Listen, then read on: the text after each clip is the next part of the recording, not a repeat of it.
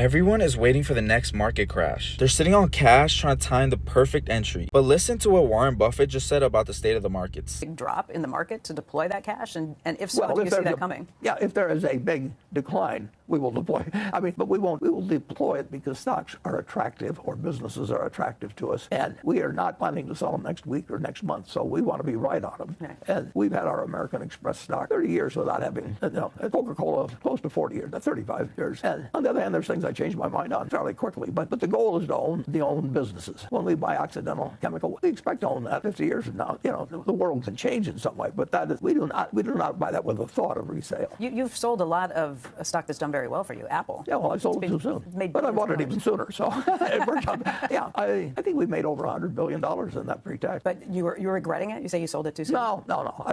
I don't have any ability to predict what stocks will do next week or next month. I will buy them. If they're cheap, I'll buy a whole lot of them. If they're cheap and I think I really understand the business. And Apple is still our largest single investment. And you like it that way? Yeah, well, if I didn't like it, I could sell it. I think it's a remark. It's better than any business we own outright. Now, we own a railroad that's worth more money than our Apple position, for example. They're both looked at the same way. I mean, they're both businesses. I think it's more predictable in a certain sense that the railroad will be around 50 or 100 years from now, but it doesn't earn the rate remotely on capital. He's not waiting for some perfect moment. He's waiting for price. That's it. If stocks get cheap, he buys. If they don't, he waits. No predictions and no guessing where the market goes next week or next month. And that's what most people miss. Even Buffett, arguably the greatest investor of all time, says he has no idea what stocks will do in the short term. Zero. But what he does know is what a good business looks like. And that's why he holds companies for decades. His goal has never been to predict the next move. It was always to buy something great at a good price and let time do the rest. So while everyone is waiting for the next crash, Buffett is just waiting for opportunity. And that's the difference in becoming a great investor.